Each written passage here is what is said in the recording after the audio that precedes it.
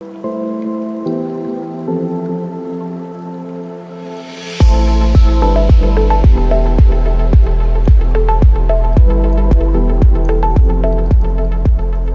buenas tardes, les damos la más cordial bienvenida a esta segunda jornada de webinars Somos Trascender del mes de noviembre del 2023 y estamos presentando el tema de conflicto en Medio Oriente. Y hoy nos toca presentar a un destacadísimo académico que vamos a presentar como corresponde, al profesor Christian Antoine. Él es periodista de la Universidad Católica y profesor de Historia y Geografía por la Universidad de Chile. Se doctoró en periodismo en la Universidad Complutense de Madrid. Su interés por estas materias datan desde comienzos de los años 90. Participó con uno de los primeros artículos escritos en Chile sobre la desinformación en un recordado número especial de la revista de Ciencia Política de la Universidad de Chile. Posteriormente, su libro Afganistán, la guerra oculta, le dio pie para uno de los más exhaustivos estudios realizados en castellano sobre las maniobras desinformativas del comunismo internacional.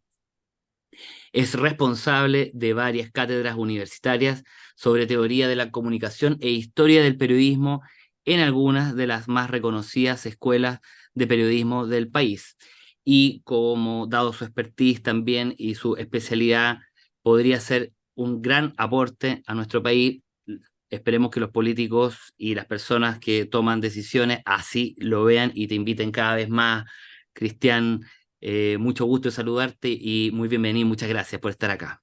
Muchísimas gracias a ti, Jorge, por la invitación a todo tu público que nos va a ver ahora en directo y luego los que se van a ir sumando las ediciones ya grabadas, editadas, ya disponibles. Muchas gracias, Cristian. Bueno, vamos a ir ya iniciando en honor al tiempo. Vamos a contar con una presentación, unos 50 minutos, como para poder después dar pie a las preguntas que puedan surgir del público. Así que, por favor, ahí comparte nomás tu pantalla. Ahí está, perfecto. Bueno, eso es lo que estábamos tratando de hacer. Quiero darte las gracias, Jorge, igual a ti, a Eduardo, a Rodrigo, por la invitación que me han formulado para poder compartir con ustedes eh, algunas reflexiones sobre probablemente uno de los procesos más acuciantes que está viviendo hoy nuestra humanidad, ¿no? Al mismo tiempo me permite difundir algunas notas sobre historia del periodismo, mostrando una de las facetas más espectaculares que tiene la especialización informativa.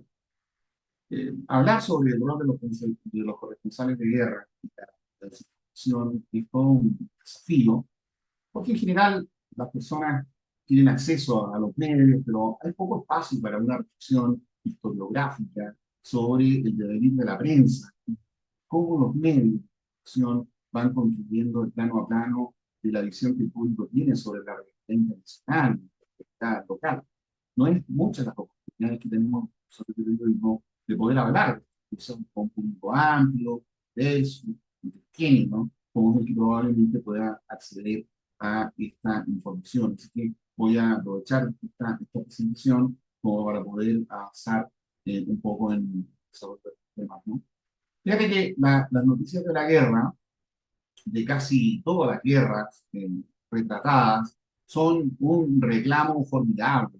Son historias que se revelan aún más poderosas con las posibilidades que la tecnología nos proporciona en la actualidad para poder retransmitir datos desde cualquier lugar del planeta, alimentando en todo momento una tensión informativa que, sobre todo de los primeros compases de una guerra, resulta muy seductora, aparentemente inagotable. La información internacional encuentra en parte de la trascendencia que tienen estas noticias un recurso para aumentar su relevancia y su difusión. La guerra vende y aporta un caché adicional a los medios que apuestan por relatarla en cualquiera de sus dimensiones probables: militar, crímenes civiles, consecuencias económicas, tensiones políticas entre superpotencias, etc. El reporterismo de conflicto toca entonces así las tripas de la concurrencia y cumple con todas las pirámides de los criterios de lo noticioso. informaciones que pueden nacer lejos, pero que tienen consecuencias próximas, que no se detienen entre las fronteras, que acontecen en un lugar, pero si bien tienen su explicación en otro distinto, guerras que se dan muy lejos, pero los que mueren también son los nuestros. Bueno, ok, ¿no? De eso se trata un tema como el que hoy día nos estás proponiendo. La humanidad que se respira en el corazón del conflicto, el dramatismo de las situaciones extremas y los héroes y los monstruos que es, o lo que se van construyendo a favor de la propaganda de guerra, estos mitos, ¿no? Como se trata de estos conflictos, configuran algunos de los ingredientes esenciales del debate informativo de estos paisajes de sufrimiento y de destrucción. Se trata de elementos que resultan entonces narrativamente muy potentes. Todos ellos han estado presentes, de un modo u otro, en el relato escogido por miles de periodistas que han sido desplazados a lo largo de la historia de la institución a cubrir invasiones, guerras, conflictos, batallas, en cualquier parte del mundo, allí donde se necesite que haya un testigo de los hechos. El periodismo en tiempos de conflicto, ¿no? De eso se trata nuestra exposición de hoy. Y claro, voy a mencionar guerras del pasado, pero también centrarme un poquito en las guerras que están actualmente ocurriendo en el Medio Oriente tras el activo ataque de Hamas a la población de Israel, ¿no? Te advierto que no soy un experto yo en relaciones internacionales, he escuchado la primera intervención muy brillante, ¿no? A propósito de lo que hizo Sebastián, la historia de la guerra, y probablemente esto va a ser complementado con los trabajos de Guillermo Holzman y los otros colegas que van a intervenir en el seminario para este provecho de nuestro público. Yo como un académico en esta materia solo me limito a lo que levemente entiendo y que se refiere más bien a qué es lo que hacen los periodistas, ¿no? ¿Qué es lo que estamos trabajando en este momento y qué relación tiene esta situación actual, este tiempo tan complejo que nos toca vivir con uno de los fenómenos más acuciantes, que es el de la noticia falsa, fake news, la desinformación y otros problemas que van a ir apareciendo. Vivimos, querido amigo, en tiempos complejos, ¿no? La gente, fíjate, no quiere la verdad, mientras la mentira le sirva para reforzar sus creencias preexistentes. Es cierto que muchas personas pueden ser reacias a aceptar la verdad cuando ésta contradice las creencias que tiene ya asumidas. Esto puede deberse a una serie de factores, como la influencia de la cultura, la propia educación, la religión que uno profesa, o la política en la que uno cree, que van determinando y definiendo su forma de pensar. A menudo, las personas buscan información que confirme sus creencias y descartan aquella que las contradice. Sin embargo, es importante recordar que la verdad es independiente de nuestras creencias y que debemos estar abiertos a cambiar de opinión cuando se presentan pruebas convincentes en contra de nuestras ideas preconcebidas. De lo que se trata es de reconocer que la propaganda se aprovecha de esto que se conoce como sesgo de confirmación. El sesgo de confirmación es un fenómeno, prejuicio cognitivo, que consiste en buscar y considerar información que confirma nuestras creencias preexistentes, mientras se descarta o se ignora la información que las contradice. Este sesgo puede afectar nuestra forma de pensar, la forma como recordamos el pasado y la forma como tomamos decisiones, y puede tener consecuencias también muy negativas sobre nuestra capacidad para comprender el mundo que nos rodea. Por ejemplo, puede llevar a la creencia persistente en una idea a pesar de que las pruebas iniciales en su favor son revocadas. Es importante estar conscientes de que todos padecemos este sesgo y tratar de evitarlo al buscar información objetiva y que nos invite a considerar todas las perspectivas que podrían estar involucradas. Nuestro cerebro, si bien es una maravilla, no es perfecto y sometido a las presiones de la evolución, no es el órgano ideal sobre el que especulaban los filósofos, ¿verdad? Sino que es un dispositivo que nos ha permitido resolver problemas de manera eficiente en circunstancias súper específicas a lo largo de miles de años, pero que no está muy lejos de ser una computadora absolutamente maravillosa y que soluciona todos nuestros problemas. Precisamente es por eso, porque nuestro cerebro a veces nos engaña, es que se ha dado el campo abierto para que fenómenos como el de la fake news, por ejemplo, se dirijan a los puntos débiles de nuestro sistema cognitivo, proponiéndonos creencias que en condiciones ideales no estaríamos dispuestos nunca a aceptar, pero que ante las que podemos bajar la guardia, cuando aparecen sin preaviso en nuestras redes sociales, sencillamente porque son noticias en las que por una razón u otra estamos dispuestos a creer y simplemente evitamos someterlas al escrutinio crítico que nos llevaría a desecharlas por falta de tiempo o interés para verificarla, por confianza en la fuente, por su congruencia con otras creencias que ya poseemos o incluso simplemente por tedio, por diversión, por flojera. De ahí el desafío de tratar de transmitir una información de calidad. La fake news es la desinformación, es una verdadera amenaza al periodismo. No solo porque es una batalla por la verdad, sino que por una batalla que tiene que ver con el hacernos cargo de la conciencia de las personas, ¿no? Es una batalla por la mente, por la inteligencia del público, que se desarrolla en las plataformas digitales, en las que la prensa y el periodismo de calidad juega, por definición, en desventaja. Es una batalla en la que los periodistas, en el interín, se les va la vida, literalmente, pierden la vida. En los últimos días, al menos 15 periodistas han perdido la vida en la zona del conflicto. La mayoría de ellos durante los bombardeos del ejército israelí sobre la franja de Gaza, según ha informado el Comité para la Protección de Periodistas, CPJ, por sus siglas en inglés, una organización con sede en Nueva York que lleva estadísticas internacionales verificadas sobre esta materia. 3 de los 15 fallecidos son informadores israelíes, asesinados en los ataques perpetrados por Hamas el pasado 7 de octubre en los kibbutzim del sur de Israel, y otro más se encuentra aún desaparecido. Se trata probablemente de una de las situaciones más mortíferas de estas últimas décadas para los informadores de la región. Fíjate que al 30 de octubre de este año se había confirmado la muerte de 31 periodistas en la zona, 26 palestinos, 4 israelíes y un libanés. 8 periodistas resultaron heridos, 9 han sido reportados como desaparecidos o detenidos. Los ataques contra la prensa son continuos, las acciones, las amenazas, la censura, a veces los asesinatos, sin ningún tipo de investigación, son frecuentes, ¿no? Esa es un poco la situación en la cual estamos hoy día involucrados. El año 2022 fue uno de los más mortales para los miembros de la prensa. Más de cerca de 70 periodistas y trabajadores de los medios fueron asesinados durante el año, una de las cifras más altas del 2018, y un aumento que representa casi el 50% de la cantidad de personas que, siendo periodistas, murieron durante el 2021. Esta organización que te mencionaba, que era la Protección de los Periodistas, viene dejando constancia del elevado número de muertes de periodistas que cubren la guerra en Ucrania, por ejemplo, y un fuerte incremento también de los asesinatos a miembros del periodismo en América Latina. El CPJ ha confirmado que en el 2022 al menos 67 periodistas y trabajadores de los medios ya fueron asesinados en conexión directa con su trabajo. Y se está investigando los motivos de los asesinatos de otros 26 para poder determinar si estaban relacionados o no con su función de la prensa. Más de la mitad de los 67 asesinatos ocurrieron en solo 3 países: Ucrania, México y Haití. Las cifras anuales más altas que el CPJ haya registrado jamás para estos países. En México y en Haití, los periodistas han sido blancos de brutales asesinatos por su trabajo, y la mayoría de los registradores no han tenido aún que dar cuenta. México continúa figurando en el índice global de impunidad como uno de los países donde los asesinos de periodistas salen impunes, sin tener ningún tipo de consecuencia.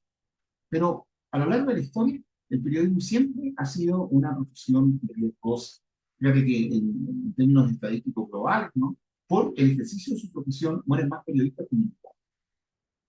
Fue bastante drástico, ¿no? Si tú lo miras, y a lo largo de la historia no hace sino confirmar lo que ha sido una tendencia. Para el periodismo siempre ha sido una profesión delicada. Por eso es muy difícil para los miembros del gremio conseguir seguros de vida, por ejemplo, ¿no? Es mucho más caro cuando uno declara que tiene esta profesión, a diferencia de otro, puede ser un portador, puede ser un artista, puede ser un ingeniero civil, ¿no? Que no tiene ningún problema conseguir seguro. En el caso de los periodistas, uno tiene que declarar que no hace nada, no va a levantar un perfil para batalla, cosas.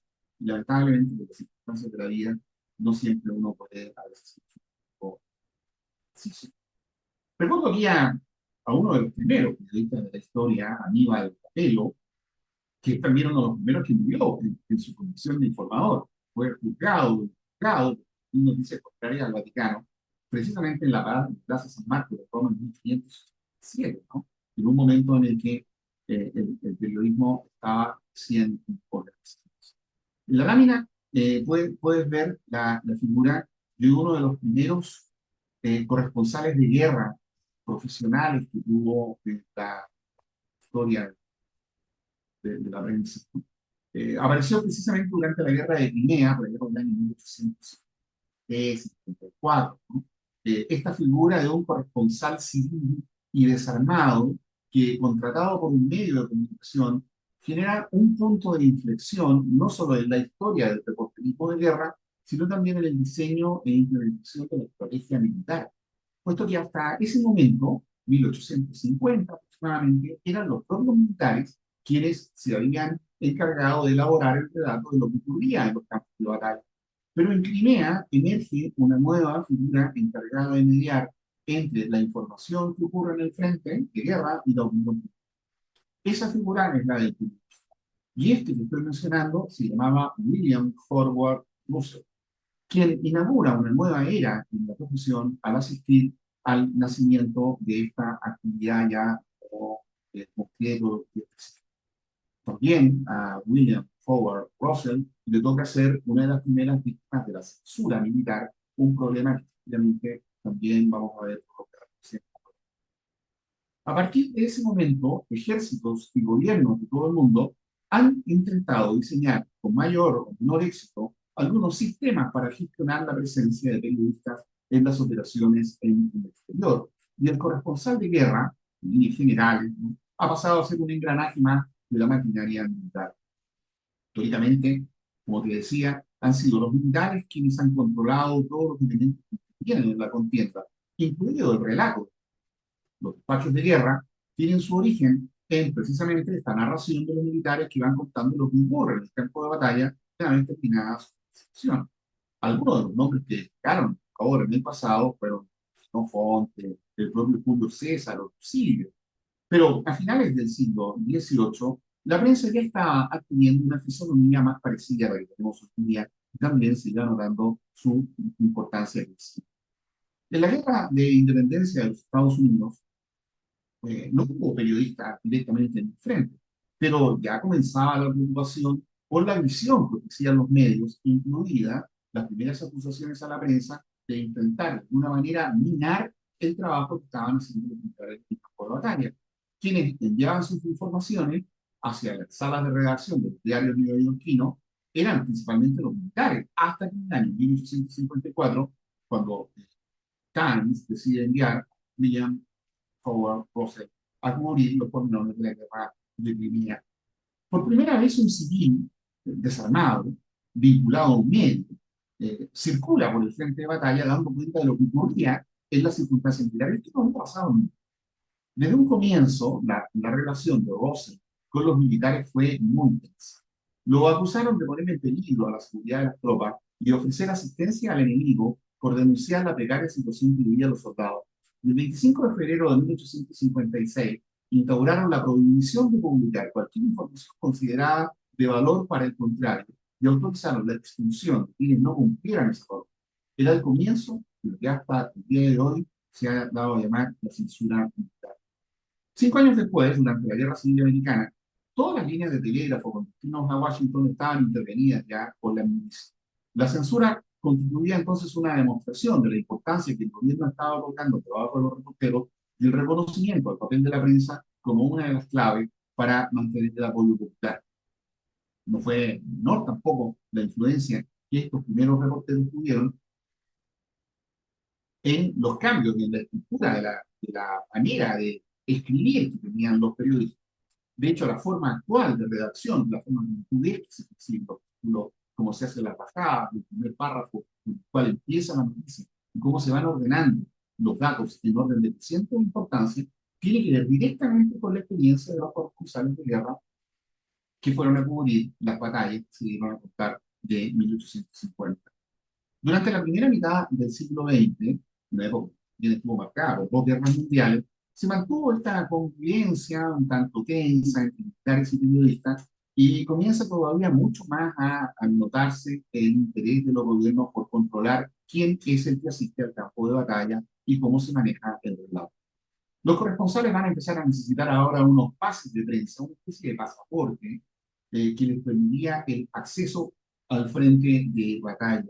Los periodistas son asignados a campos de prensa y podrían acompañar a los militares, no pueden moverse solos por el frente, siempre tienen que ir acompañados por oficiales de inteligencia o de seguridad. Durante la Segunda Guerra Mundial, por ejemplo, fue muy peculiar el que los reporteros vestían uniforme militar y viajaban con las unidades al tiempo en que los editores aceptaban la censura como un precio a pagar por salvaguardar la seguridad nacional que estaba metida en conflicto, ¿no? Hoy día es imposible. De hecho, se pide específicamente que los periodistas no se vistan como militares, precisamente para evitar el ser blanco en su contra. Eh, Déjame avanzar un segundo en esto para poder mostrarte cómo fue cambiando la percepción del periodismo en esta figura que se va constituyendo la del corresponsal. El corresponsal de guerra es bueno, un profesional fundamental en el campo del periodismo que desempeña un papel de privilegiado en historia, especialmente cuando se trata de armado. Una definición muy simple de corresponsal de guerra es aquella que lo describe como un periodista que es enviado a zonas de conflicto bélico por su empresa con la misión de recoger información que será publicada. Una vez leímos que podría decirse que fue posible, ¿no? El primer corresponsal porque narró los pormenores de la guerra del Peloponeso. También está citado como Fonte en su Anabasis, que describe el avance de los griegos en Persia, y más cerca probablemente de esta definición de un testigo objetivo es Calístenes Corinto, sobrino y Corinto del cronista Alejandro Magno, Alejandro el Grande, que lo acompañó en la primera parte de su historia. En general, los despachos de guerra que se conocen, fruto del trabajo de auténticos corresponsales, son estos que comienzan verdaderamente por el torno a la presencia ya de medios de comunicación más parecidos a los nuestros, que se van configurando como funcionaba a mediados del siglo XIX. Y son esos periodos cuando nace el nuevo periodismo, más popular, más masivo, y donde las comunicaciones son constantes, seguras, rápidas, gracias al desarrollo extraordinario del telégrafo, y luego radio, y posteriormente hasta llegar a nuestro día con los medios electrónicos digitales.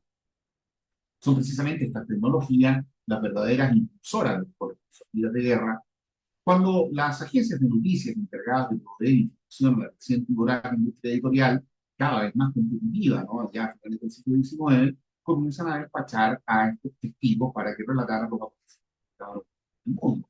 Agencias como Havas, Wolf, Reuters, la Associated Press y algunos de los grandes diarios que pudieron darse este lujo, bueno, fueron habituando a sus lectores a buscar noticias en los campos de batalla.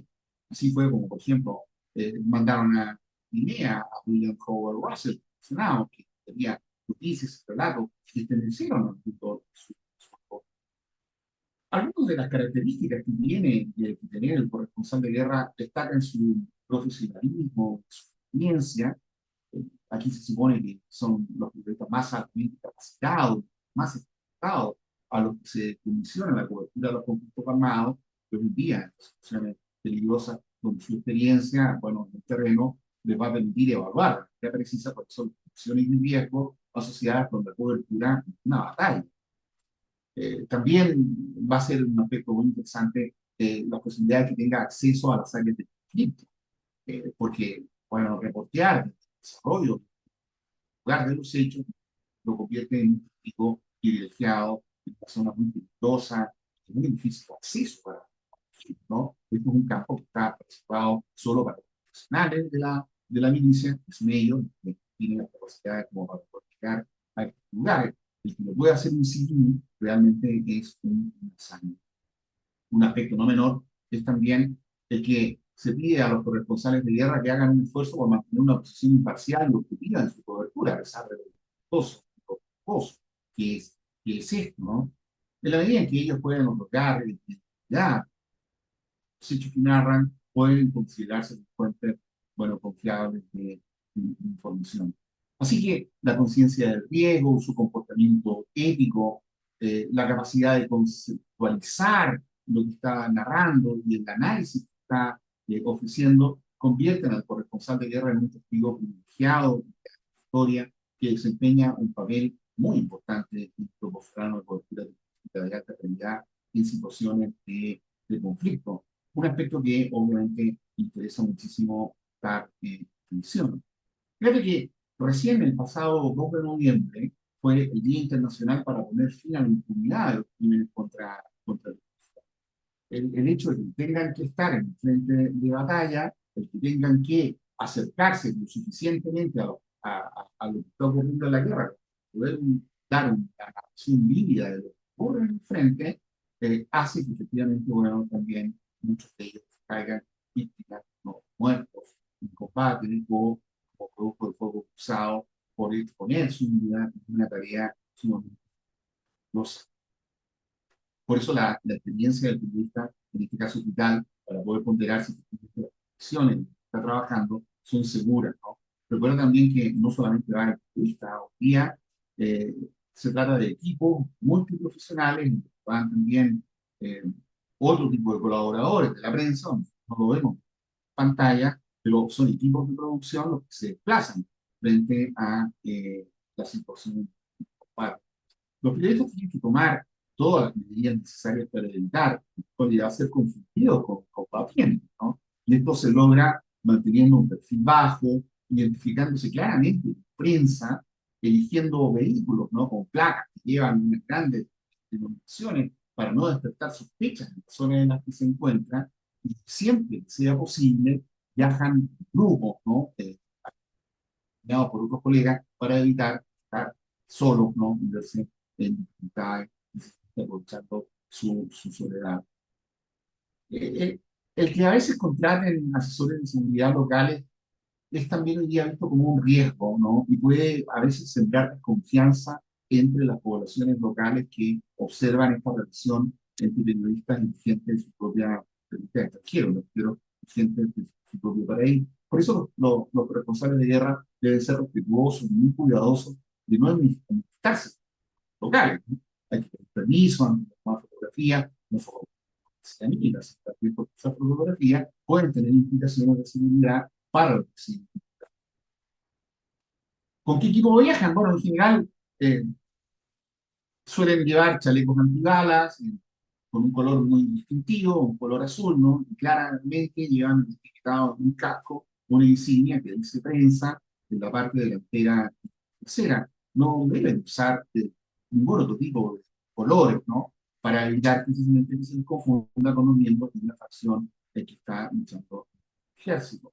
Los periodistas suelen llevar también máscaras de gas y algunos aparatos que permitan hacer frente a circunstancias de polvo, de mucho ruido, de mansiones tóxicas que podrían estar ahí a veces muy cerca de él. Parte de su equipo habitual es un teléfono móvil, eh, no puede llevar armas, un motivo, ¿no? Nada que se pesca lejos de cerca a un elemento militar. Por eso, bueno, en general, el uso de vehículos blindados por parte de periodistas no es algo común, precisamente puede despertar sospechas, ¿no? Lo más popular son vehículos 4x4 que vayan bien identificados, identificados como prensa, ¿no? O prensa era hoy día en la zona que está en conflicto también son, bueno, muy usuales los drones. Eh, pero se recomienda en general a los periodistas que no utilicen drones en zonas de choque, ¿no? Entre las fuerzas enfrentadas, precisamente por no dar pie a que el equipo podría estar confundiéndose un poco su rol y su papel. A lo largo de la historia, como te comentaba, los corresponsales han sido clave en la conformación de los. Estamos hablando de personas que acuden a los lugares donde se están produciendo las noticias más importantes, cambian el curso de los acontecimientos históricos, muy valientes, ¿no? Por adentrarse en zonas de conflicto e intentan llevar un relato más o menos verídico de lo que ocurre. Algunos de ellos, de estos trabajos de reporteros, han logrado convertirse en un fenómeno de nuestra cultura, dar una de las filosofías, ¿no?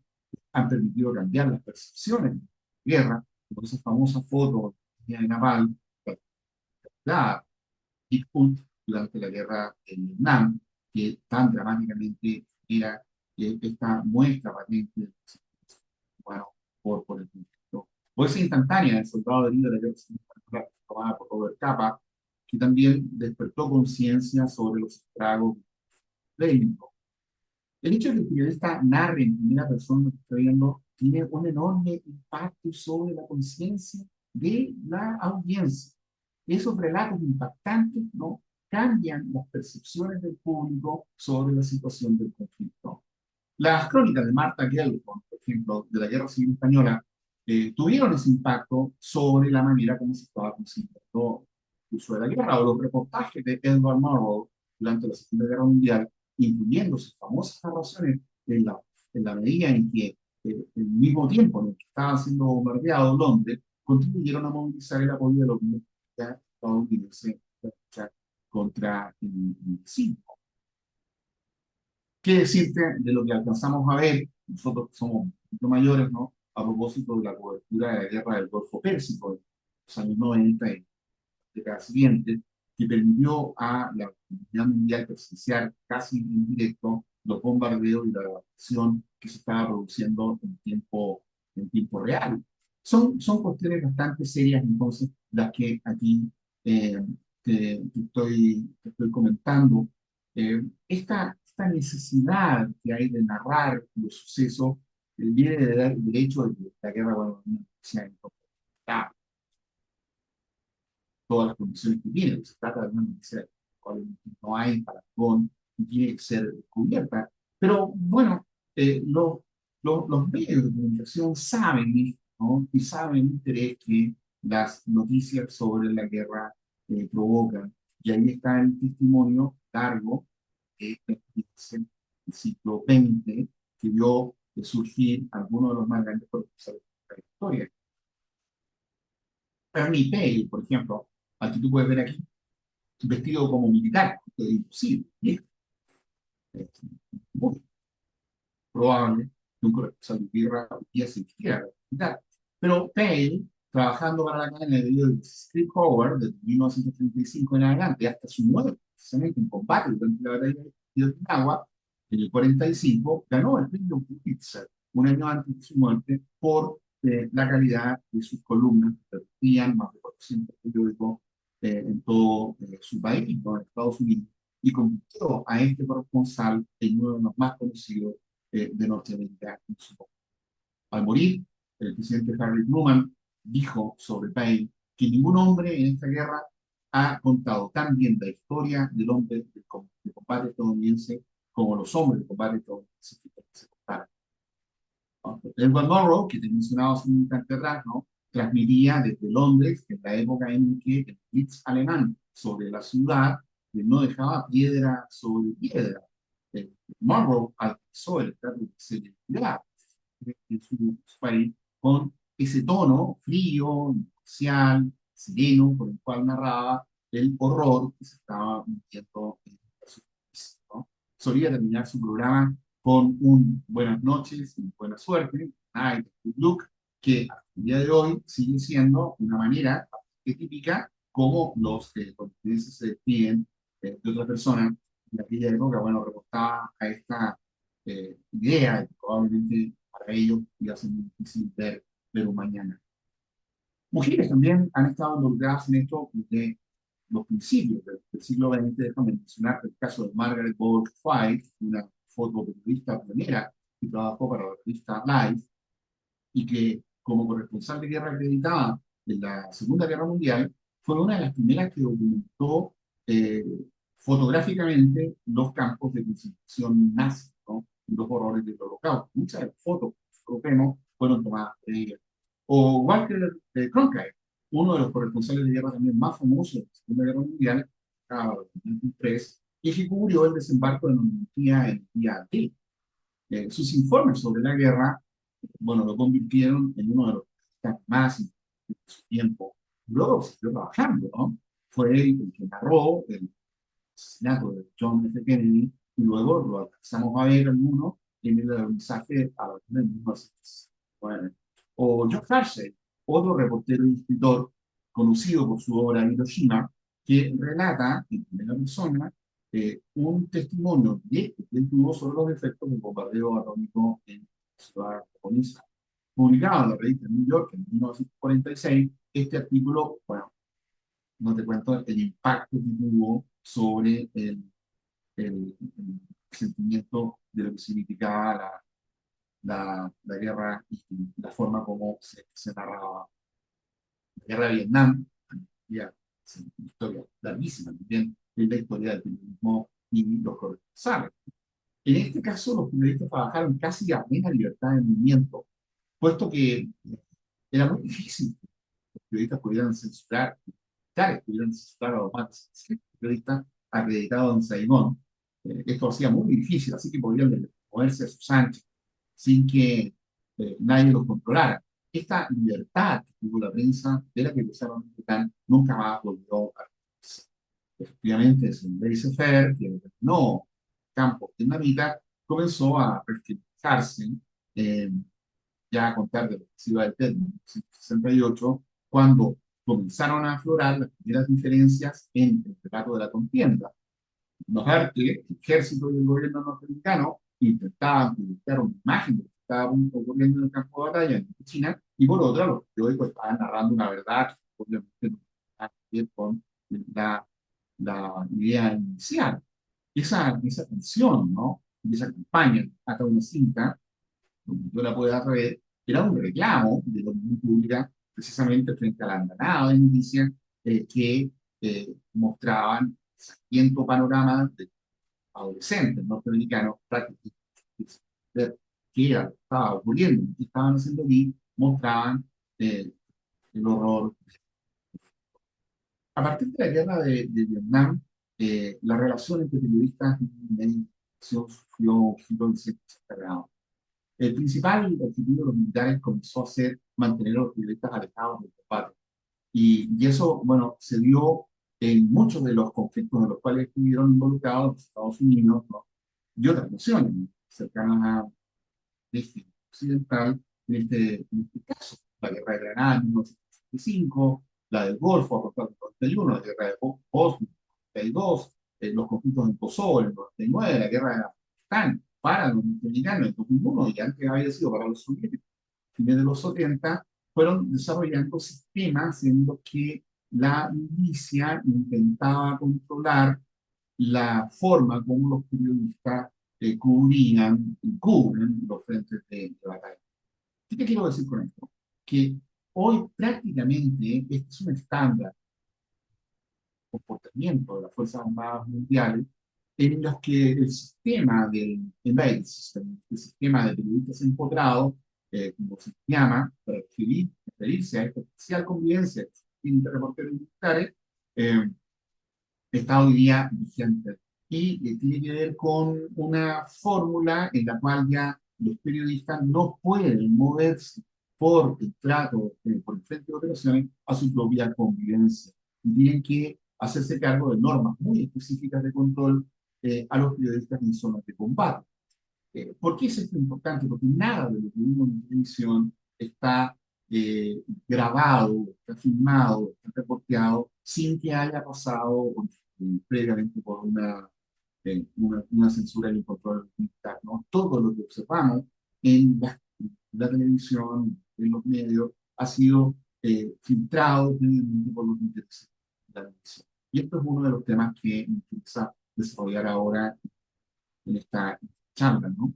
Eh, sin dejar de destacar, por ejemplo, la importancia que tuvieron algunos de estos colegas. Aquí estamos frente a un fenómeno que escapa, por cierto, la experiencia humana de un periodista frente al campo de batalla, sino que tiene que ver con un asunto mucho más complejo, bastante más profundo, que a veces convierte a los periodistas también en blanco de esta misma obsesión por el control de las conciencias, de la mente, de la libertad, así, sin embargo, de lo que se trata, queridos amigos, es del fenómeno de la desinformación, ¿no? Un fenómeno muy, muy complejo. SOR tiene un firme propósito de ejercer algún tipo de influencia y control sobre el sector, para que estos actúen conforme a sus deseos y que se entiende en esta relación de poder que se establece, ¿no? Entre un emisor que intenta manipular la mente del sector a partir de un mensaje. Esta forma parte de una categoría amplia de desorden informativo, ¿no? Que es la expresión más correcta técnicamente que se utiliza para referirse a estas posibles variantes, ¿no? Que puede tener y que van desde fenómenos como la misinformation, la disinformation o la malinformation, ¿no? Generalmente se utiliza estas denominaciones que están en idioma inglés, bueno, sea un estado más coloquialmente en la jerga periodística, pero eh, la palabra desinformación, tal como nosotros la solemos entender, es bastante más compleja, ¿no? Y tiene una historia muy, muy interesante. Fue precisamente Lenin quien institucionalizó la idea de desinformación a la usanza rusa, ¿no? De desinformacia, que la puedes estar viendo tú ahí en la... Porque no es inglés, originalmente es por ruso, ¿no? Originalmente pasa al inglés con una experiencia que en los años 20 y 30 se desarrolló en la nación soviética y que consistía en una práctica en la que se le encomendaba a los partidos comunistas la misión de infiltrarse y emplear cualquier método posible para ocultar la verdad, para penetrar en las organizaciones, mantenerse en ellas y obrar a todas costas, ¿no? Ese es el sentido más profundo, más antiguo de lo que significa desinformación.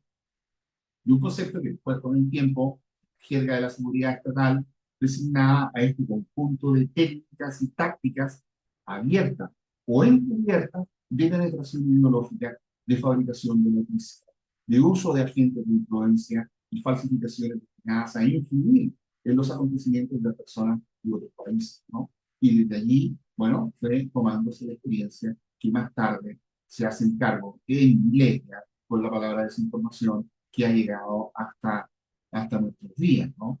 Hoy la palabra se ha vuelto un comodín, lenguaje político y mediático, habiéndose incorporado también a la tecnología popular. Se la vincula con algo así como manipulación de los medios o control de la información en beneficio de intereses políticos o económicos, o en las estrategias de gobiernos o de partidos que intentan engañar a los... En realidad es bastante más intenso que esto, y aquí en Chile ha tenido expresión incluso con el interés del gobierno actual de generar un, un marco regulatorio a través de una comisión que está asesorando a la ciencia, en este caso, intereses del gobierno, a propósito de la desinformación, y pero podemos usar.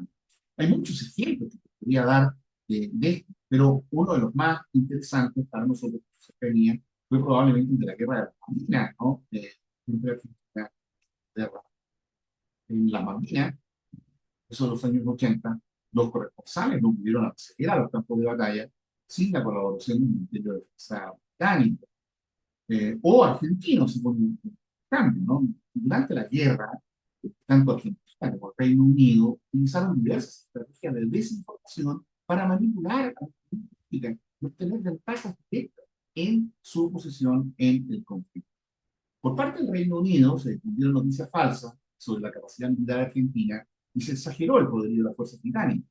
Además, se utilizó la propaganda para presentar la guerra como una lucha por la libertad y la democracia y se ocultaron detalles sobre las bajas y los daños materiales que sufrieron las fuerzas británicas.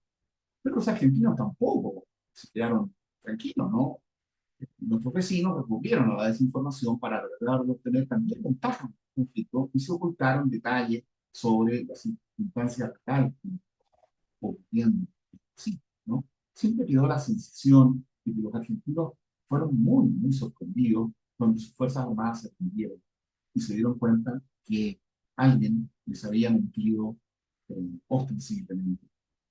Entonces, de eso se trata la desinformación, ¿no? Ataca precisamente el corazón de lo que es la actividad informativa, que no es otra cosa que la verdad, ¿no? La veracidad en los contenidos que se comunican a la población. Por eso es tan grave la desinformación, porque quiebra las bases de la comunicación social y se sostiene por el elemento de confianza en la buena fe que existe entre el público que cree que verdaderamente periodistas me narran es cierto.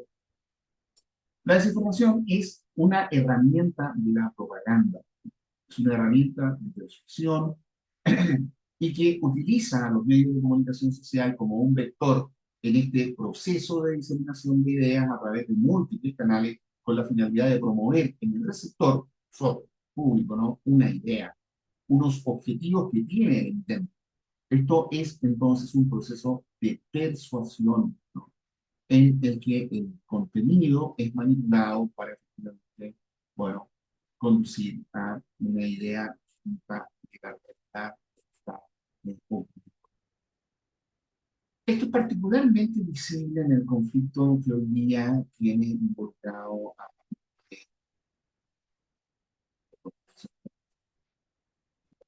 ¿no? Y que han convertido al conflicto en un terreno fértil para noticias falsas y hechos descontextualizados que se difunden muy rápidamente por Internet. La propaganda utiliza las redes sociales, ¿no? En una verdadera campaña de bombardeo de desinformación sobre la guerra entre Israel o Hamas, que hoy día, bueno, me pongo muy alerta porque advierten que hay un grave riesgo de este aluvión de falsas noticias que toma fuerza a medida que pasan las horas, ¿no? Y los combates se van reproduciendo. Algo parecido pasó en los primeros meses de la pandemia de COVID-19 en campañas de Rusia y Ucrania, que nunca en la dimensión. La cantidad de desinformación que circula se vuelve un problema para los periodistas por el conflicto, porque la información falsa fluye mucho más rápido que la información verdadera y en mucha mayor cantidad que la información verdadera. Y los esfuerzos que se hacen por tratar de identificar la información son prácticamente inútiles, ¿no? Frente a esta andanada de noticias falsas que circulan. Y precisamente cuando las personas no pueden distinguir la noticia verdadera y la noticia falsa, proliferan precisamente aquellas que son más baratas de producir. Y esas son las noticias que están intentando engañar. Lo acabamos de ver con este caso del proyecto israelí en un hospital en Gaza, donde los medios de comunicación, bueno, actuaron. Es una repetidora, una mentira, ¿no? Que culpaba eh, de hecho estallar un hospital, improbable. La mayoría de nosotros vio esta noticia en las primeras horas eh, que siguieron, ¿cierto? El conocimiento de hecho, el 17 de octubre pasado, cuando se publicó la noticia de esta explosión en el hospital de la casa. Posteriormente, bueno, se supo que Israel no era responsable de esto, y obviamente lo que le ocurrió ahí era un lanzamiento un cohete errante por una facción palestina de la británica, ¿no? Que obviamente niega su responsabilidad, pero hoy está bastante claro cuáles son las consecuencias que tuvo este suceso que ocupó las portadas de los principales medios de comunicación del mundo, uno de ellos, por hecho, en su momento, el New York Times, tuvo que pedir perdón, ¿no? Y hacerse cargo, Kleiner, o el periodismo, de que efectivamente los editores del Time van a procurarse más cuidadosos con la presentación inicial y más explícito para explicarle al público cuáles son las cosas que están verificadas. De modo que tenemos aquí ejemplos muy buenos de buen periodismo, ¿no? Se trata de hacer bien las cosas, pero que efectivamente, bueno, dado la resulta bastante difícil. Quiero ir al terminar recordando desde que todo lo que nosotros vemos de Gaza viene de Hamas, una organización terrorista, ¿no? Que es quien gobierna la franja. Entonces, cuando uno cita al Ministerio de Salud de Gaza, está citando a Hamas. Hay que ser súper responsable a la hora de comunicar, porque trae consecuencias. Esto no es un gobierno frente a otro gobierno, un Estado frente a otro Estado. Aquí estamos viendo una cuestión increíble, ¿no? De que los medios de comunicación, a veces por su premura, y funcionan como antenas repetidoras de un grupo terrorista que hace un par de días atrás estaba quemando de 60 y tantas personas afectadas en este momento. Obviamente aquí no hay inocentes, ¿no? Pero obvio, esto es propaganda de guerra. Hay bandos que están peleando en una guerra santa que, según nos explicaba Sebastián, viene desde hace milenios. No me canso de eso. Esto no es nada bueno, ¿no? Aquí no hay víctimas primarios, hay muertes inocentes de ambos lados. Nunca vi yo, nunca, nunca vi algo más brutal que esta transmisión del cuerpo semidesnudo y ensangrentado de esta joven alemana de 22 años, Channing Dao, en la parte trasera de una pickup, una camioneta repleta por niños más que estaban mofándose de la chica. Locke formaba parte de un grupo de unos 3.000 jóvenes israelíes que estaban bailando al ritmo de la música electrónica festival que se celebró en el desierto. Aquella madrugada, cuando milicianos jamás irrumpieron armados dientes, ¿no? Asesinando miles de personas, cientos de personas, y secuestrando a varios más en uno de los episodios más sangrientos que ha ocurrido en el siglo XXI. Entre ellas también estaba Lauren Garber, la chilena desaparecida desde los primeros momentos del ataque contra él. Una chilena que nació en San Felipe, sería secuestrada por su esposo, en Kibitz, próximo a la franja. Hoy ya sabemos que ya murió en primeras horas del ataque terrorista. Termino intentando ayudarles a reflexionar sobre bueno, qué podemos hacer frente a este terreno tan fértil para las noticias falsas y los hechos descontextualizados que se difunden tan velocemente por Internet. Una de las primeras cosas es intentar hacerse cargo de esto. Todo lo que vemos es producto de la censura, todo lo que vemos ha pasado por un filtro, ha sido regulado, todo lo que vemos puede estar siendo objeto de una manera de desinformación. Sin embargo, tenemos que, de manera, enterarnos de lo que ocurre, ¿no? Sabiendo que la desinformación es dañina y que mucho del contenido que circula online potencialmente trae consecuencias peligrosas sobre nuestra capacidad de entendimiento de lo que es la realidad, hay algunas cuestiones que sí podemos intentar hacer. Uno de ellos es reconocer que estamos frente a una epidemia de alcance global, es decir, hacernos cargo de que esto es real y que nos está afectando. Y que allí donde podemos hay que señalar sus síntomas, ¿no? Saber si se trata de algo dañino, tratar de explicarle a las personas que están no estudiados, los estudiantes, en el caso de los profesores, ¿no? De cada uno en su lugar y en su circunstancia, eh, advertir de que efectivamente aquí estamos frente a una realidad con la cual vamos a tener que ir con mucho tiempo. Pero ojo, mucho cuidado, a veces los remedios pueden ser tan malos como las enfermedades que se llaman contra la desinformación y podrían estar a la larga alentando circunstancias de las que los gobiernos, ¿no? Tomen más control sobre, ¿no? Hasta donde puedas, verifica tus fuentes, ¿no? Siempre verifica la fuente de información antes de compartirla o darla por cierto. Asegúrate que lo venga de fuentes confiables, como medios de comunicación reputados, gubernamentales que pueden ser más verificadas. Contrasta la información, no te limites a una sola fuente de información. Si consulta varias fuentes para obtener información más completa y precisa del tema. Comprueba las fechas. Mucha de la información que hemos visto está sacado de guerras anteriores, sucesos anteriores, no tiene nada que ver con lo que está ocurriendo ahora, pero como no tenemos la posibilidad de poder probarlo, muchas veces redes sociales, Facebook o TikTok o Telegram, te mandan un mensaje y uno no verifica antes de que ya eh, lo haya difundido, ¿no? Reporta todo el contenido que está falso, hasta donde puedas, no utiliza herramientas de verificación como Invite and Verify, ¿no? Y otras más Finage, la red de interacción, una que puedes buscar como medio para contrastar la información. Por último, bueno, confía en tus medios siempre. Seguro ellos están intentando asegurar que la información que te llega, que te transmiten es verdadera.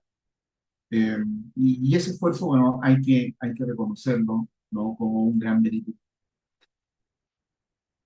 Cuando los ciudadanos no pueden confiar en la información que reciben, es más difícil para ellos poder participar activamente en la política, tomar decisiones informadas en elecciones, en un proceso democrático, ¿no? De allí la importancia de darle atención a estas materias, en particular a lo que rodea las redes sociales, ¿no? Twitter, X, como la llaman hoy día, no, lo voy a exciar, ¿no? Twitter es, bueno, hoy hay una posibilidad de poder observar estas marcas de identificación pueden darnos algunas señas. Obviamente, la identidad de las personas que están detrás de las cuentas han sido verificadas como reales, pero ni aún así, ¿no? A veces no puede servir la información que proviene de Twitter. Es que ser muy cuidadoso con los videos que circulan por TikTok, eh, que ha ido hoy día cobrando más importancia como una red para la obtención de información. Telegram, sabemos que fue una forma que jamás utilizó para publicar imágenes súper violentas en las horas del combate, ¿no? Que hubo una verdadera maniobra muy exitosa, ¿verdad? Que hay detrás de todo eso, ¿no? Que precisamente fue a partir de la posibilidad que tenían de imágenes con TikTok las que llegaron a intoxicar todo el planeta con su propaganda. Bueno, para terminar, ya sabemos, ¿no?, que en el caso de los conflictos bélicos, una de las primeras víctimas de la guerra es la verdad. Y a ello sumamos ahora la velocidad con la cual se difunden la información. En el caso de aquellos conflictos bélicos donde el interés de la opinión pública internacional eh, es compartido y se ve reflejado en la cobertura mediática diaria, las plataformas sociales se han convertido en una fuente y un canal fundamental de circulación de contenido. Se trata de intermediarios que favorecen el hecho de que periodistas y medios puedan acceder a una amplia variedad de contenidos que de lo contrario sería muy complicado de obtener in situ. Y eso hay que reconocerlo, porque efectivamente están dadas las posibilidades hoy en día para que se pueda hacer un periodismo de calidad, pero frente a él existe este otro, creo llamarlo un periodismo de desinformación. Creo que sea esa la visión la prensa, pero que efectivamente de alguna forma a veces también contribuyen a la difusión de este fenómeno que se puede día por pantalla del conflicto, donde los diferentes actores políticos y grupos de interés utilizan la desinformación como una herramienta para influir la percepción de los eventos y promover su propia narrativa. Lo que complica aún más las cosas son las formas como estos informes no confirmados están superando el proceso de verificación de las noticias, ¿no? Y afectando incluso a las declaraciones de nuestros representantes políticos, de nuestras autoridades de gobierno, que se hacen cargo de noticias ostensiblemente falsas, ¿no? Y que creen y actúan en consecuencia y toman decisiones, ¿no?, basadas en noticias que no son reales, que han sido puestas allí para generar precisamente esa situación. Como alguien que ha estudiado estos fenómenos noticiosos, sé que la gente acude en masa a las redes sociales durante la crisis por muchas cosas. Tal vez sea porque las noticias tradicionales no parecen lo suficientemente rápidas ni inmediatas, o porque la crisis los ha puesto a ellos o a alguien cercano a ellos, ¿no? Quieren ver, quieren compartir, quieren decir algo que captura la realidad de un momento importante porque no saben qué más hacer cuando el mundo está en llamas. La desinformación y la manipulación a menudo se aprovechan de esta necesidad, difundiendo por las personas, infiltrándose en los feeds de aquellos que creen que no está de más un video, con una fotografía espantosa, o con pedir ayuda, incluso declarar a la sociedad internacional una causa, donde obviamente no está haciendo ahí promover una. Cuando la guerra se desarrolla en línea, está en juego, aumenta la agitación de la información buena. Si bien las guerras de información patrocinadas por los estados existen mucho antes de la acción de Internet, las redes sociales han permitido que todo tipo de propaganda y falsedad peligrosa lleguen rápidamente a mi persona, ¿no? Los periodistas han tenido dificultades para conseguir a las actualizaciones sobre la guerra a lo largo de la historia. Y hoy no es esta excepción. Los videos que circulan sobre Gaza en las redes sociales son extremadamente peligrosos, ¿no?, porque efectivamente podrían estar hoy día siendo producto de una manipulación. Los corresponsales sobre el terreno, tanto en Gaza como en Israel, están tratando de mantenerse con vida, llegar de vuelta a sus familias, ¿no? Por cumplir con su deber. Haríamos bien también en acordarnos de ellos. Bueno, muy bien, ¿no? De esta forma no dejo sino de darte las gracias por me has permitido de compartir con ustedes estas ideas Si les interesan estas materias, pueden echarle una miradita a una nota técnica que estoy preparando para el Centro de Políticas Públicas de la Universidad de Finisterra, que trato precisamente sobre esta iniciativa del gobierno chileno de sacar adelante esta comisión contra la desinformación. Podría serles de interés tal vez a nuestros lectores hacerse un panorama.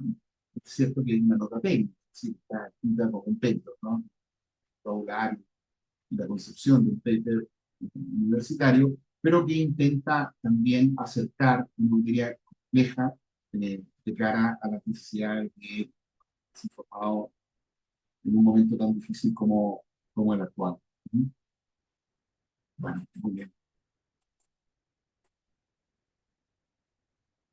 Quedo atento entonces a tus preguntas, si es que hay algún comentario por parte de la audiencia o. Bueno, excelente presentación, muy agradecido, Cristian, realmente interesante, sobre todo en tiempos de guerra hoy. Y bueno, y hay gente que postula que siempre hemos estado en guerra, un poco más involucrados, Occidente, porque tenemos ciertas afinidades, ¿no?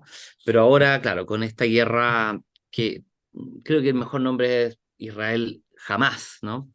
Para Sí, no involucrar a toda la comunidad palestina, porque Palestina. vemos que hay muchos detractores también, pero también un poco paseando mientras algunas personas puedan preparar sus preguntas, yo para romper un poquito o dar el kickoff de preguntas, me hacía recordar mucho lo que decía Baudrillard, ¿no? Este filósofo francés de los años 60 más o menos, sobre el simulacro, ¿no? El concepto de simulacro y el de hiperrealidad, ¿no? La realidad e imaginario que se entremezclan y desaparece. Y eso es lo que nosotros estamos viendo. Y el simulacro es como si, o sea, se está montando toda una serie de, bueno, ahora tenemos muchas herramientas, ¿no? De simuladores, tenemos la inteligencia artificial también que hace cantar, bailar a políticos, ¿no? Y lo hace de manera extraordinaria. ¿Y cómo no lo va a hacer con cosas que son estáticas, como la fotografía, ¿no? Esto está afectando la cultura de las masas. Nosotros vemos realmente un deterioro en la calidad de la información o de la información que en verdad se surte a las personas. Y yo te quiero hacer esta pregunta. ¿Cómo ves tú un futuro aplicando un poco el método que mencionabas muy interesante del SIFT, ¿no?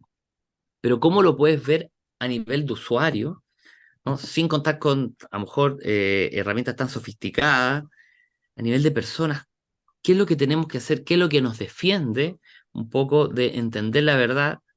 Tendremos que acudir a la historia, tendremos que acudir a todas las anteriores, pero a lo mejor hay algún método que sea un poco más rápido, más factible a tu modo de ver. ¿Qué es lo que podemos hacer en esta desinformación cada vez más masiva? Bueno, bien, si todas las preguntas van a ser así como las tuyas, yo voy a hacer hacer eso para la charla, porque esto, eh, va para largo, pero si puedo responsablemente responderte, creo que la respuesta más correcta sería, o más adecuada desde mi perspectiva, es que no podemos esperar soluciones rápidas.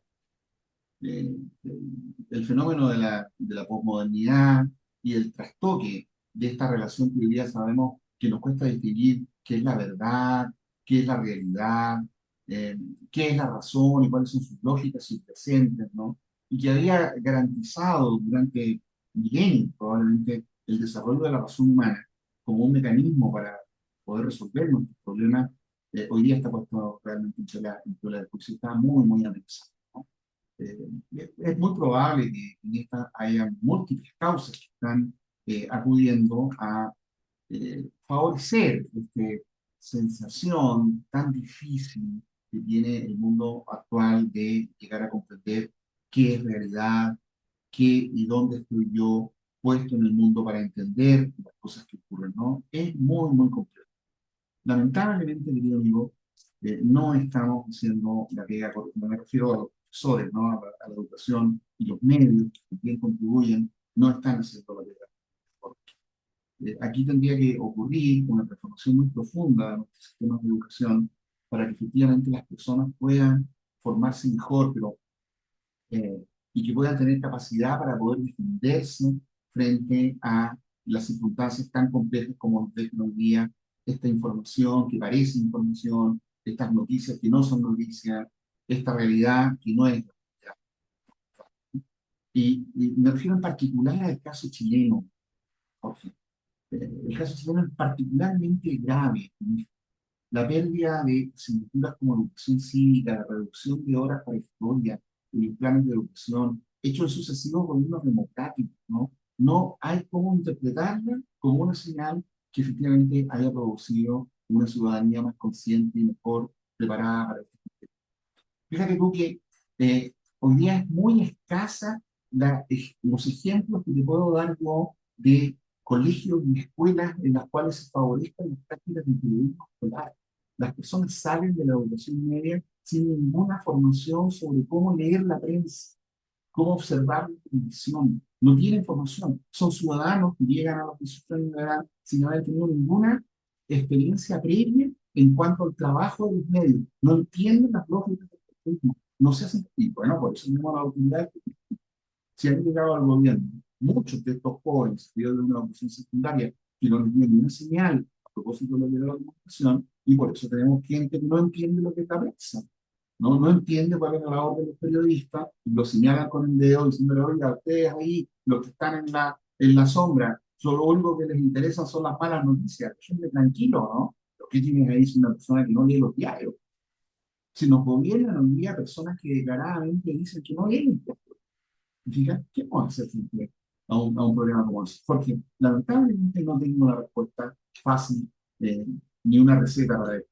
Lo único que podemos hacer cada uno en lo suyo es tratar de formarnos lo mejor posible. Lo hago el mayor esfuerzo porque mis estudiantes de periodismo tomen conciencia de esta materia, haciendo una inversión en tiempo, en tratar de formar a mejores generaciones.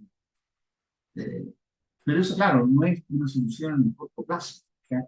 Especialmente porque las generaciones que actualmente están en la educación son fruto también de esa educación secundaria que les dio súper pocas posibilidades de poder formarse críticamente frente a estas materias, ¿no? Haciendo de que en general la labor de los medios hoy día esté tan desprestigiada, ¿no? Y la profesión de periodista, que en alguna época se entendía en Chile como la propia de un intelectual que alumbraba con su luz el foro público de la nación, ya son un circo de payasos, ¿no? En eso nos hemos convertido, en un circo de farándula, en los cuales obviamente nadie confía en nada. Bueno, qué pena más grande, porque me hubiera gustado lo que insistía en la charla, de reconocer el carácter humano que está detrás del corresponsal de guerra, en la enorme valentía de su misión, pero también hay que hacerse cargo de la fragilidad, de la miseria, lo, lo difícil que es para nosotros poder cumplir. Sí, lo Sí, que yo veo lo que como yo. muy peligroso, no sé si coincides conmigo, pero esta politización del periodismo es como que va obligando a las partes a también a estar involucradas ya con un sesgo para poder competir entre sí. Y eso es lo más peligroso, creo, de la veracidad, ¿no? Que ya pasa, Sí, como bueno, decíamos, en esta era de la posverdad. No importa la verdad, lo que importa es la simulación, en cómo bueno, vamos a interpretar eso. pero el periodismo siempre ha sido político, Jorge, siempre ha sido político. La esencia de la labor del ejercicio de la libertad de expresión es precisamente que tú puedas dar a conocer tus opiniones y que no te molesten las cosas que se transmiten. Ese es el principio más básico de lo que significa la libertad de expresión. El periodismo siempre ha tenido un compromiso ideológico. No existe algo así como un periodismo simplemente eh, transhumano, ¿no? Que nos venga a decir esta palabra. No es así, es una actividad hecha por hombres, ¿no? Hecha por hombres, con todas las virtudes que eso tiene y también con muchas serias. Pero, claro, ¿cómo podríamos entender este llamado a la no politización de la prensa? Bueno, es precisamente lo que buscan algunos gobiernos, ¿no? Que buscan imponer medidas, ¿no? Morales, cumplimiento moral, aplicándole reglamentos a los periodistas para que efectivamente no declaren tan ostensiblemente sus posturas políticas, ¿no? Obligándolos a dar las noticias. ¿Eso quisiera? no, yo estoy realmente muy en desacuerdo con esa idea. No me parece que sea lo más sensato pedirle a los periodistas que sean neutros. No, a ver, necesitamos que nos digan cuáles son las posturas que están ocurriendo, no las ocultan, ¿no? Que no nos digan que efectivamente lo que están haciendo, mira, periodismo, publicidad, propaganda, acción pública, forma parte de un mismo fenómeno. La comunicación es persuasiva. Toda forma de comunicación es persuasión. Toda forma. No hay comunicación que no sea persuasiva. No tiene sentido emitir un mensaje si es que tú no quieres lograr que el emisor te haga caso para comprar un producto, para generar una imagen, para vender una idea, todo es persuasivo. Mientras más rápido sinceremos esto, creo que es más fácil que nos podamos entender como adultos, de que efectivamente lo que aquí tenemos que hacer es lograr de que haya el más amplio espacio posible de libertad, de modo que todas las personas que quieran participar en la discusión pública puedan hacer, todas las voces puedan hacerlo, y que no haya alguien que venga desde una comité, en la moneda, o en un ministerio, o en una organización militar, a decirnos, no, esto se puede hacer, esto no se puede hacer. Yo no estoy dispuesto a reconocer que efectivamente la autoridad tenga el privilegio de hacer esa síntesis, ¿no? De decirnos qué podemos ver o no podemos ver, qué red social podemos seguir, igual no. Bueno, espero de esta manera estar contribuyendo a la labor de información que somos Trascender, ayudarnos, ¿no?, a comprender algunos de estos fenómenos tan complejos del mundo. Yo no dejo sino que agradecerte de nuevo, Jorge, y a Rodrigo, enhorabuena, que ha ejercido su como el invitante en esta charla, por la oportunidad que me has podido dar de dar a conocer estas ideas. Pero, a ver, bueno, pido con el comentario. Muy bueno. No, con creces, Cristian, estamos muy agradecidos y esperamos seguir desmenuzando estos temas, porque lo que pretendemos es justamente dar un puntapié inicial para ir elaborando ya nuevas también posturas, ¿no es cierto?, cómo vamos a enfrentar desde los distintos ámbitos. Ahora hemos tomado el conflicto Israel-Hamás, pero también esto tiene mucho que ver, o sea, es una conversación muy larga y este es el comienzo, así que nada, te quiero agradecer en nombre del equipo de Somos Trascender, en mío propio, muy contentos y espero que también todos hayan disfrutado. Recuerden seguirnos también en nuestras redes sociales, en Facebook, en Instagram, en YouTube también. Y no olviden también de apoyar nuestro trabajo que estamos realizando diariamente con donaciones como las que estamos recibiendo y todas las ayudas posibles. Así que eh, eso, muchas gracias, Cristian. Muchas gracias a Bueno, todos quienes estuvieron acá. muy buenas noches. Que estén bien. Muy buenas noches.